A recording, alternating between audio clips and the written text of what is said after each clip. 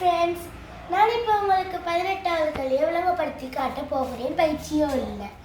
அமலாவின் வயது கமலாவின் வயதின் அரைவாசியாகும். ரூபாவின் வயது கமலாவின் வயதின் அரைவாசியாகும். அதேவேளை அமலாவின் வயது ராதாவின் வயதின் இருமடங்காகும். அமலா, கமலா, ரூபா, ராதா ஆகிய நால்வரின் வயதுகளின் கூட்டுத்தொகை 99 ஆண்டுகளாகும். அமலா, கமலா, ரூபா, ராதாவின் வயதுகளின் முறையை எழுதுக என்று கேட்டிருக்கு. நாங்கள் என்ன செய்யணும்னா இப்போ வயது அமலாவின் வயது கமலாவின் வயதின் அரைவாசி ஆகுமா, ரூபாவின் வயது கமலாவின் வயதின் அரைவாசி ஆகுமா, அமலாவின் வயது கமலாவின் வயதின் அரைவாசி ஆகுமா. இப்போ கமலாவுக்கு 4 வயசு இருந்தால் இவாக்கு 2 வயசு. ரூபாவின் வயது கமலாவின் வயது இவாக்கும் 2 வயசு. அதேவேளை அமலாவின் வயது ராதாவின் வயதின் இருமடங்குன்னா இவாக்கு 2ண்டா ராதாவுக்கு ஒரு வயசா இருக்கும். இப்போ நான் சொன்ன மாதிரி போடுவோம்.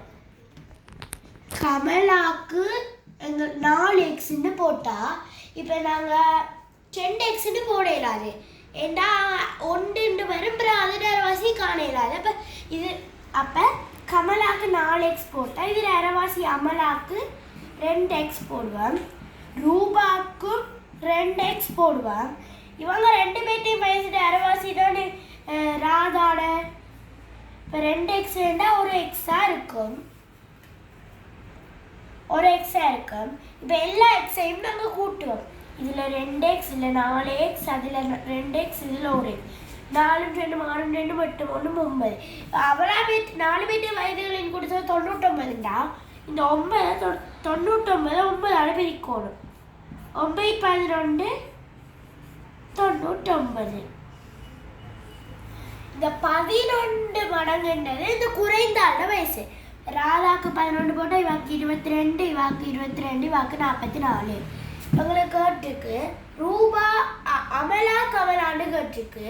அமலாட வயசு 22, கமலாட வயசு 44, ரூபாட வயசு 22, ராதாட வயசு 11. ஆகவே எங்களுக்கு இதுதான் விட 22 44 22 11. Thank you viewers.